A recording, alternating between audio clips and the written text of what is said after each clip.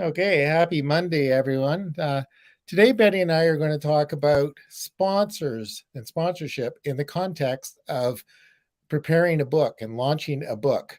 So, often, there are various reasons why somebody writes a book, what they hope to get out of it, and uh, inevitably, there's a lot of work and some expenses to it, and both in writing the book. Sometimes Betty's a ghostwriter. She helps coach people with the writing and the editing process. And she charges professional rates, right? And so if somebody wants to create a really good book, they need some money to be able to pay Betty. And so that's where a sponsor can come in and help with those expenses. And then there's also formatting, and then the marketing, which is kind of where most people get stuck, is how do they sell their book or get it out there. And I do realize that for some people the book itself is not what they're trying to sell. It's a door opener for something else. But so we're going to talk about some sponsorship uh, opportunities that you may not have thought of. And then and Betty, you said this was a bit of a you don't really have any direct experience, but what would you like to know about sponsorship for a book? I would like to know, for example, what type of expenses can you foresee and who can you get to help support you with these expenses? Something that came to mind just as we were talking earlier, Greg, is that in the world of surfing, and professional athletes, they all have sponsors who help them with their expenses in exchange for the exposure that those companies get. So, if you're thinking about sponsorship, what would you like to represent as your brand, and what kind of expenses do you want to cover? As Greg mentioned, you might need some ghostwriting and some refinement of your manuscript, such as editing. Might need some support and coaching to fulfill and round out the concept that you have and make it a really strong one. And then again, once your book actually exists, you're going to need to get a strategy in place and act on that strategy and put your book out in the market. So, what kind of sponsors are going to be good for you? Uh, that what do you feel drawn to? What is your book about? Who do you see yourself as being for your readers and in the world at large? Those are questions to ask yourself. But there's more questions than that, and you, Greg, have a lot more experience in this than I do, as we discussed earlier. So, tell us more. Yeah, so years ago, Bonnie and I had a project, a mission that had no commercial value. Right, we were going to travel around North America, interviewing people in the natural health industry, specifically pioneers, people who had, brought in vitamins or gone to Washington to lobby to have all those healthcare things made legal, so you wouldn't get thrown in jail for giving somebody vitamin E. All those things that we take for granted now weren't automatic, and so that led us to take a sponsorship seminar. We went twice with Linda Hollander in Los Angeles, and to learn about this thing.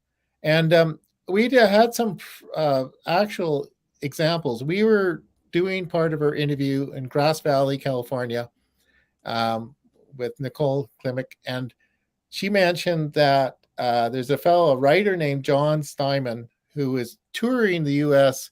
promoting his book, The Grocery Story. So he's talking about grocery co-ops.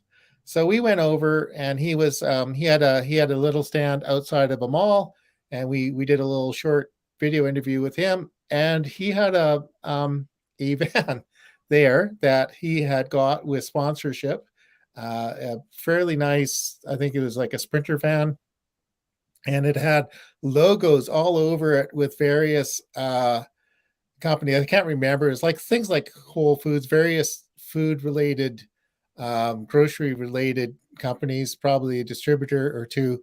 I think he had about 6 or 7 logos. So he was really had sponsorship had allowed him to go on the road and travel around North America on a speaking tour, doing appearances in bookstores and malls, book signings, and all that kind of thing. So, so it's pretty good. Um, the others examples of this, I guess I'm going to mention, historically, like in when you're following Mozart's story, right? Is according to Amadeus, is almost all of those people of the arts needed a patron, an arts patron of some sort, a sponsor, Mhm. basically, Yeah. and Mozart didn't necessarily endear himself to his sponsors, so he died kind of very poor death because he was not did not learn how to be humble. And others like Haydn had just fabulous relationships with their sponsors and ended up just thriving their whole life. So that applies to getting a sponsorship deal. Is you have to find a company that you're aligned with that is looking, for has some sponsorship budget and has something that they can be compatible with what you're doing. We're I'm thinking of launching a book in the fall on story productions related to the life vault, and so that could be senior centers or people who deal with older populations and things like that. That could be um, something to do. And we're hoping to get when we did an interview with Linda Hollander, and we are kind of joking about Elon Musk is working on a electric RV. So you phone him up and say, "Can you sponsor us for for an electric RV?" But we're hoping to getting some sponsorship to do a little bit of tour at some point. I think the idea is really is it like according to Linda Hollander and her program is sponsors are there and they've got a budget, they've got money, it's part of their marketing budget, and they need to spend it. They might as well spend Yeah. it on you, right? Uh, So I agree. Yeah. yeah, yeah, yeah, Yeah. yeah. So it's not it's not a simple. Linda's story is um she wanted to do a women's event called a women's summit on women in business, Mhm. and she had didn't know much about it, and she just happened to notice a billboard by Bank of America that was promoting women in business, and she said, "Well, I wonder if they'd want to sponsor our event." And so she went and contacted them, probably contacted head office or office in Los Angeles, asked if they'd be interested, and it turned out that they did sponsor her. And I think at that point she didn't really formalize the process very much, but she eventually did. She said, "There's a lot of things that you need to do in order to improve your prospects of getting a sponsor." And yeah, she said she learned by mistakes. She had a few things that she made some serious mistakes on, but eventually figured out a good way of doing it, and that's what she teaches in her program, which is called Sponsor Secrets. Um, and it happens that I thought about doing this, and then I looked, and she's got a new one launching on the 26th of April. So that's really worthwhile if you want to go check that out. But it's like any business thing. You need a bit of a proposal and a business plan. You need to know what you want the money for. Where you're going to present it, and and what she will say is there's sponsors who will cover live events, they'll cover specific projects. You might get a sponsor to help with your book, in return for mentions, acknowledgement, and links within the book, and then part of your tour as well. And it's something to consider when you're planning your book, and see if there is somebody who you'd like to have sponsor and encourage you with your journey, And and instead of you trying to go out and get a bank loan to get all this stuff done, you can work with a sponsor. And I think this fits into our general strategy of integrated marketing. It's just another way of getting publicity and exposure. And so you become a partner with the sponsor in order to and everybody's invested in having success in the book or the event or whatever it is you're doing. Hmm. Yeah. And I think another point that you touched on was that it doesn't have to be somebody flashy and exciting. Your local businesses, your local banks, insurance companies, and so on, they want to be noticed, and they don't have a particularly exciting message of their own. But if they're linked in with you, then again, that's integrated marketing for them. Yeah. Well, Yeah, you create a win-win situation. It looks good for them to be out in the community, taking part in things. Sometimes some of the companies like banks sometimes get, they don't always get good exposure, and so if they're associated with something positive, and that gets them out into the community, out into the wider um, world. right, right. And then, each company is going to be willing to sponsor different things. For example, the Whole Foods sponsorship program, they will do certain kinds of things for people who are in agriculture and in community building. And they're very specific about who they will actually sponsor. Going back to sports companies, they're going to obviously be specializing in the sport that they promote. But you see some pretty cool looking kids walking around with logos all over them of the different companies that are featuring them. So who is it that's going to be aligned with your message? I mean, you may not be a surfer, or anything of that nature, but if it's outdoorsy kind of stuff and you're promoting something that's in that wavelength, so to speak, it's worth at least asking, is this something that you guys do? Yeah. As always, you have to knock on the door in order for the door to open. Yeah, for sure. Like, you just have to go to NASCAR or any of those bigger sports. Like, you can't find a professional sports team hardly that doesn't have somebody's logo on it. Yeah. And my brother and I have been watching this thing called Battle Bots, right? The MIT people create these massive robots that beat the crap out of each other, and they all got labels on there. And some of the funny things that, like their sponsors are, you know, um, companies related to the milk industry. It's all you never know. Wow. Yeah, exactly. You don't know who's going to be willing to sponsor you. Yeah, yeah, and yeah, it's fun stuff. So I've seen one time we were in an RV park and there were like 4 or 5 vehicles. I can't even remember what it was. They were large, like a couple of travel buses, like Class A buses, that were completely branded, like they had some kind of branding, and then there were a couple of trailers, and they were just traveling all across North America promoting something. Can't even remember what it was, but it's somebody had put a lot of money into that. Yeah. Yes. Yes. And there is money out there. As you pointed out, these companies have ad budgets that they need to spend so that they can adjust their revenues for their tax filings and so on. And so for them, it's a win-win because they're going to get exposure instead of having to pay taxes. So, they do want Yeah, something to do with that money.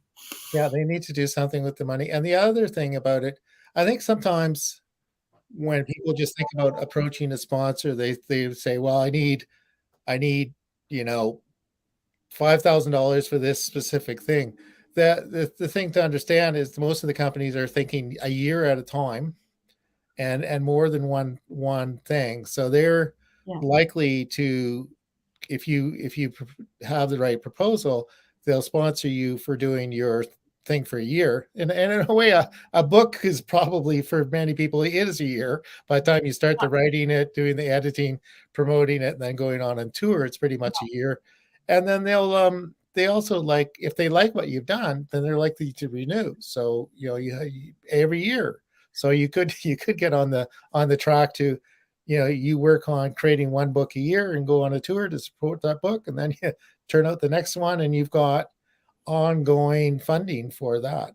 And You that know, that's a real possibility. There's a businesswoman that I'm in contact with who does write a book every year because it keeps her brand awareness high and presents her as a continuing expert in the field. So yeah, once you have a good relationship in place with a sponsor and you're doing good things for them, they're going to want to keep talking to you for sure. yeah, and it just becomes just a routine, right?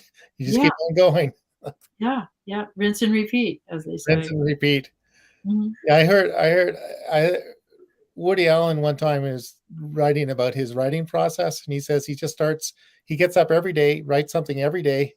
He goes out and goes for lunch or whatever, but when he finishes, he just packs it up, sends it off to his publisher, then starts the next one the very next day. So that's why we have something like, I don't know how many movies he's produced in his lifetime, but quite a Uh-huh. few.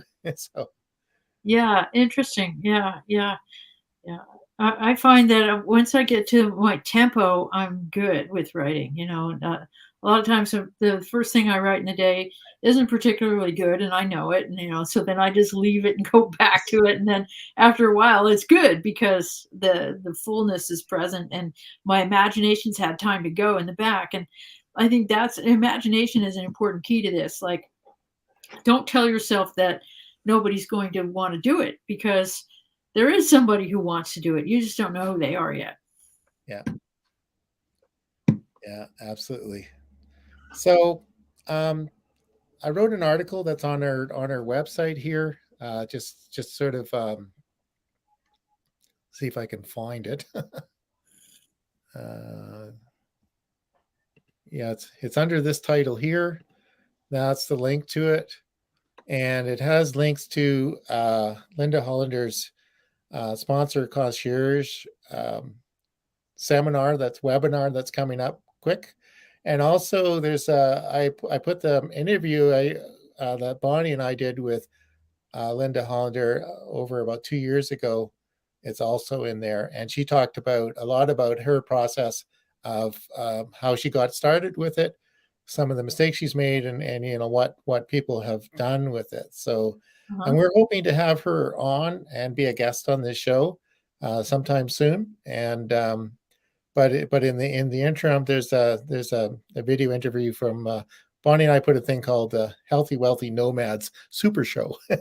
So we just had spent a whole day just with guests coming on every half an hour, and Linda was one of them. It's fun. Nice. Yeah.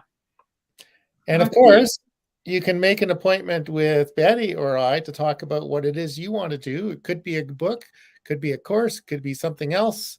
And then Roy and Betty and I, we provide the integrated marketing approach under total traffic and conversion. And so that could be a lot of things to a lot of people. So that's our method here is you know book an appointment with us. We'll talk. You let us know what you want to do, what your business goals are, what you want to produce, and we can help you focus it. Betty's really good at going through a process to identify, help you get clarity in what you're wanting to do, and then we can help you create a roadmap to doing that, which could include help with getting sponsors. So, if that could be part of the mix. So uh, Indeed. Yeah. yeah, so that's you can yeah. Um, again, at this page here, there's a button at the bottom there to make an appointment with us, and let's see if we can make it happen.